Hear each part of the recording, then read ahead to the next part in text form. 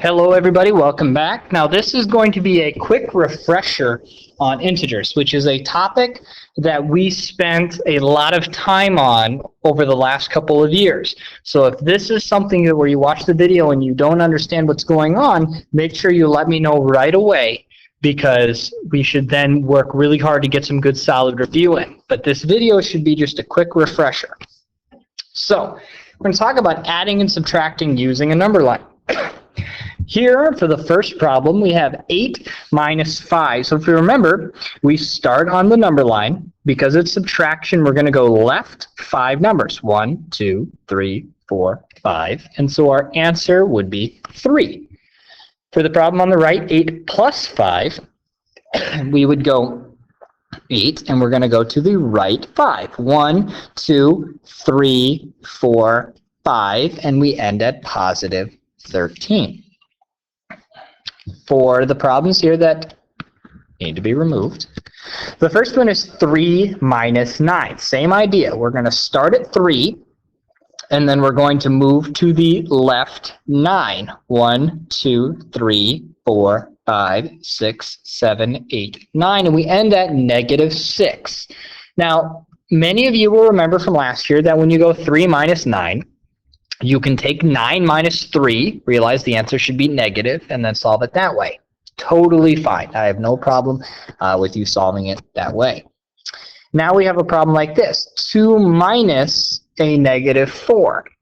Now we're going to talk about this a little bit more on the other slide, but we should remember from last year that we look in between these two numbers, and we notice that their two negatives are fighting, and two negatives make a positive. So this problem changes into 2 plus 4, and we end at positive 6. Negative 5 plus 8, that means we're going to start at negative 5. We're going to go to the right 8. 1, 2, 3, 4, 5, 6, 7, 8. So we get positive 3. And finally, the last one here. Negative 2 minus 6 more. Negative 2. We're going to go to the left 6. 1, 2, 3, 4, 5, 6. And we end at negative 8. Now, you've all seen these before, and we've all worked through these problems before. If you have different methods that you use, you can absolutely continue to use those methods.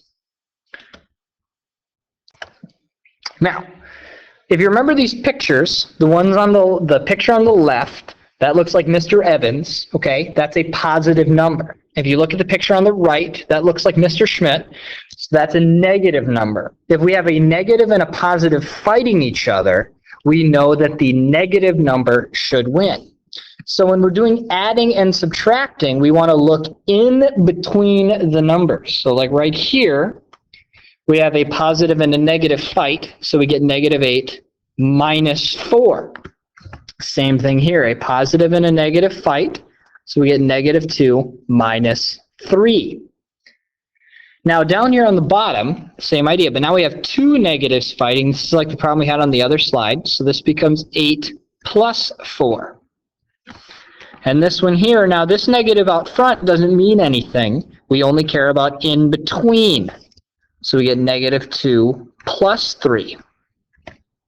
Now here, on the bottom, we have an interesting example. We have two negatives, but these negatives will not fight because we're looking in between on adding and subtracting. There's only one negative there, so it doesn't mean anything. Same thing here. Only one negative, so the problem doesn't change. So remember, when you're working with the positive and negatives, adding and subtracting, we care about what's in between the numbers. Multiplying and dividing is a little bit different.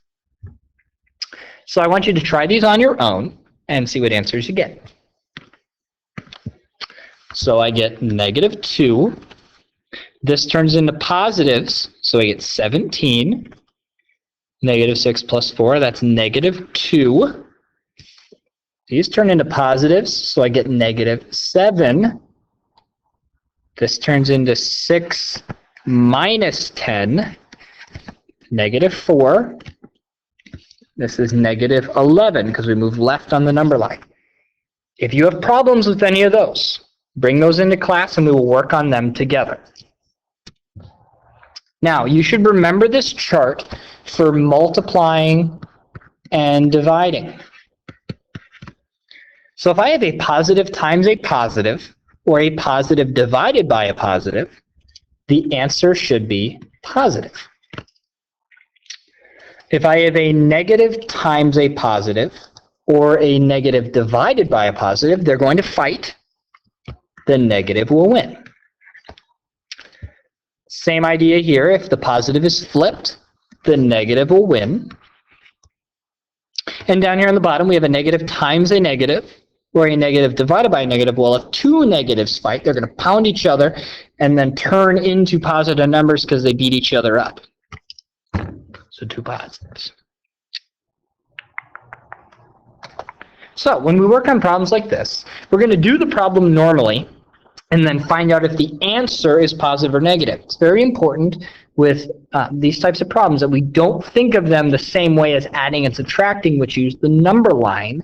These use the chart. So 6 times a negative 4, that's a negative 24, because a positive times a negative will be a negative. 12 divided by negative 2 is negative 6, because the negative will win. Negative 18 divided by negative 9, two negatives make a positive, so this is a positive 2.